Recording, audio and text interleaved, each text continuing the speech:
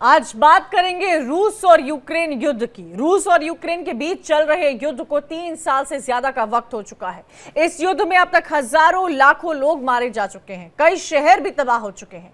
रूसी सेना ने भी युद्ध में कई सैनिक गंवा दिए हैं। अब इस युद्ध के मामले में एक और नया खुलासा हुआ है और यह कबूलनामा नॉर्थ कोरिया ने किया है।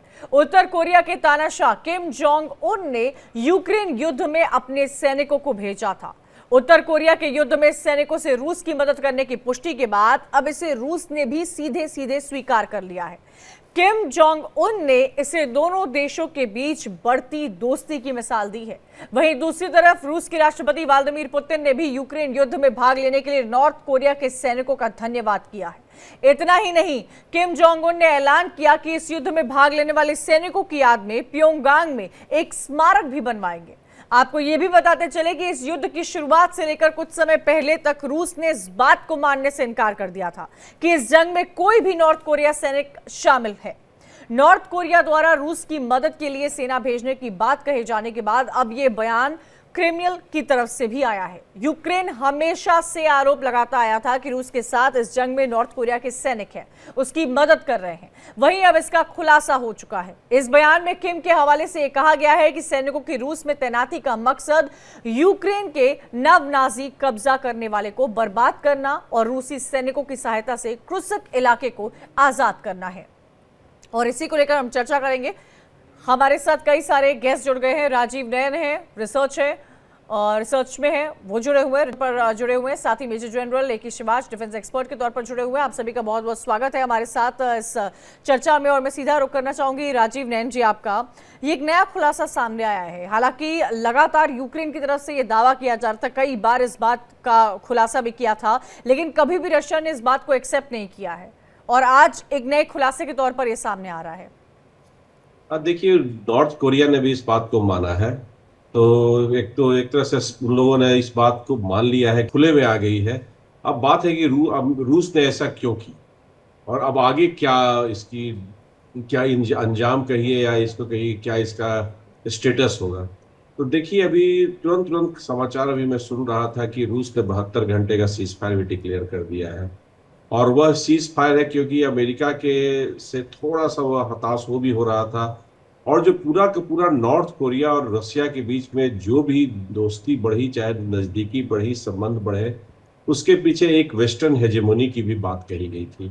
उसके चलते वो दोनों राष्ट्र, एक जो नॉर्थ कोरिया का और रूस का, दोनों की कोई बराबरी नहीं की जा सकती है। लेकिन मजबूरी में क्या करें, जब आइसोलेटेड हो गया रूस, तो ऐसे ऐसे कई राष्ट्रों का दामन पकड़ना पड़ा था, जिसमें कि एक नॉर्थ कोरिया भी शामिल है। और नॉर्थ कोरिया ने उसे जो इमरजेंसी असिस्टेंस होनी चाहिए थी, जैसे खास करके आर्म्स और एम्यूनिशन के बारे में कहा जाता था कि मिसाइल्स और कुछ एम्यूनिशन प्रोवाइड किए थे, कितनी उसकी भी अभी पुष्टि नहीं हुई है। लेकिन जो ट्रूप्स की बात बार बार, हाँ आपने सही बोला कि यूक्रेन कह रहा था, लेकिन अब तो खुद नॉर्थ कोरिया ने पुष्टि कर दी है, रूस ने भी इस बात की तरफ संकेत किया है। तो एक देखिए, इसे कहते हैं कि एक ट्रांजैक्शनल वर्किंग एक रिलेशनशिप है और ये बहुत अच्छा तो नहीं है। निश्चित है, हमारी सुरक्षा के लिए इसे हम अच्छा नहीं मानेंगे। रूस हमारा मित्र रहा है और हम सब जानते हैं कि किस तरह से नॉर्थ कोरिया का संबंध चीन से लेकर पाकिस्तान के साथ रहा है। पाकिस्तान को कई तरह के तकनीकी उसने देता रहा है, विशेष करके लिक्विड प्रोपेलेंट और उनका मिसाइल्स जो रहा है उसमें उनको काफी भूमिका रही है। बदले में वह पाकिस्तान से भी P1 P2 जो इनरिचमेंट टेक्नोलॉजी रहा है वो लेते रहा है। उसकी जो साठगांठ चीन के साथ है वह भी हमें तो अच्छी नहीं लगी है।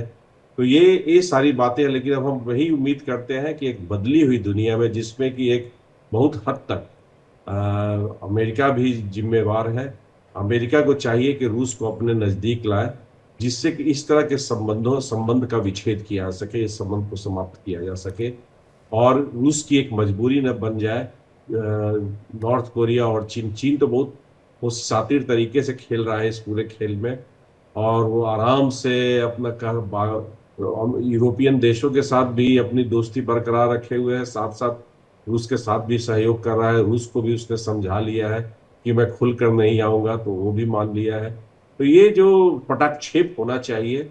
और ट्रम्प थोड़ा सा फ्रस्ट्रेटेड दिख रहे थे पिछले 2 दिनों से लेकिन हमें उम्मीद है कि सीज फायर की घोषणा के पश्चात एक हम नए रास्ते पर बढ़ेंगे, दुनिया बढ़ेगी और जल्दी ही इस युद्ध की समाप्ति हो। और इसका तो इंतजार और चर्चा 3 साल से ही हम कर रहे हैं कि आखिर कब इस युद्ध पर विराम लगेगा। यूके देवनाथ जी, मैं आज आपसे की घोषणा से लग रहा है कि एक उम्मीद जगी है। जी भले ही 72 घंटे की उन्होंने बात कही है, लेकिन हम उम्मीद करते हैं कि बात समझ में आ रही है कि युद्ध को समाप्त करना है और ट्रंप उनके साथ झुके हुए हैं, यह भी बात उन्हें समझना ठीक चाहिए। है।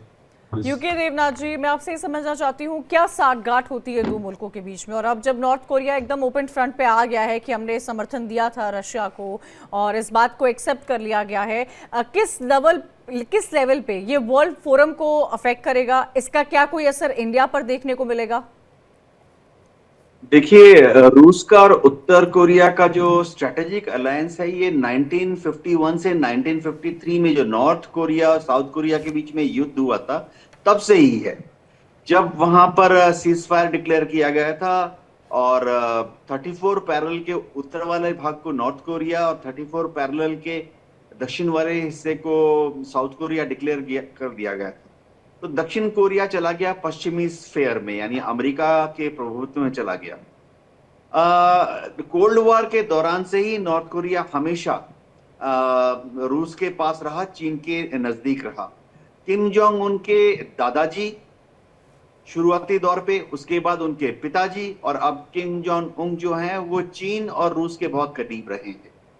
जहां तक वर्ल्ड पावर्स की कंसर्न है, ये जो फौज 10,000 से 12,000 की नॉर्थ कोरिया ने भेजी है यूक्रेन युद्ध लड़ने के लिए, रूस की तरफ से कर्स्क के एरिया में लड़ने गए थे ये लोग।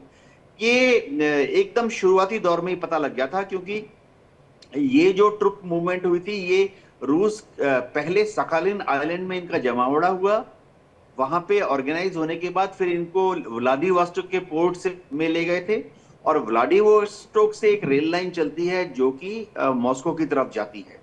तो पश्चिमी जो एजेंसीज हैं, खुफिया एजेंसीज, उनको इसकी जानकारी इस साल पिछले साल के नवंबर दिसंबर से ही थी। अब बात यह है कि क्या इसका वर्ल्ड पॉलिटिक्स पे कुछ फर्क पड़ेगा? कोई फर्क नहीं पड़ेगा, क्योंकि नॉर्थ कोरिया जहां तक वर्ल्ड पॉलिटिक्स है बहुत छोटी सी एक बिसात है, और नॉर्थ कोरिया का जो इफेक्ट है वो सिर्फ दक्षिण कोरिया के ऊपर ही आता है, तो दुनिया में कुछ फर्क नहीं पड़ेगा। जहां तक नॉर्थ कोरिया और रूस की इस दोस्ती का फर्क है, क्या ये भारत को इफेक्ट करेगी? ऐसा शायद ना हो, क्योंकि ये कई लोग कहते हैं, स्ट्रेटेजिक एक्सपर्ट्स, की नॉर्थ कोरिया पाकिस्तान के पास है, उसी दिन उसको शायद न्यूक्लियर हथियार बनाने की टेक्नोलॉजी थी, लेकिन वो सब पीछे छूट गया, वो सब पैसे के लिए हुआ था। अभी नॉर्थ कोरिया अगर रूस को मदद देता है तो रूस और भारत के बीच में जो वो 10 में से 10 मजबूती है, वो वैसे 10 में से 10 मजबूती बनी रहेगी और उस पर कोई असर नहीं रहेगा। ठीक है, एके शिवाज जी, क्या वजह रही होती है जब ऐसी बातें सामने आती है कि एक मुल्क ने दूसरे मुल्क की मदद की है, अपने सैनिक को भेजा है और उस बात का कबूलनामा भी 3 साल बाद आता है, तो इनके पीछे क्या स्ट्रैटेजी, क्या वजह रहती है? क्यों नॉर्थ कोरिया ने एक कदम उठाया? क्या रशिया से उनके रिलेशंस पहले से रहे हैं और आने वाले वक्त में क्या रिलेशन, नॉर्थ कोरिया की इमेज, नॉर्थ कोरिया की छवि बाकी मुल्कों में किस तरह जाएगी? मुझे समझ नहीं आ रहा इस चीज को अभी कैसे डिस्कस कर रहे हैं। ये तो बहुत पहले ही पता था कि 12,000 जो नॉर्थ कोरिया के ट्रुप्स कुर्स्क में हैं, एक मिलिट्री अलायंस साइन किया है रूस ने और नॉर्थ कोरिया ने। उसके तहत उसका जो आर्टिकल 6 है, उसके तहत वो आपस में इन्होंने ये कहा कि अगर एक दूसरे पर लड़ाई होती है तो मिलिट्री सहायता दे सकते हैं।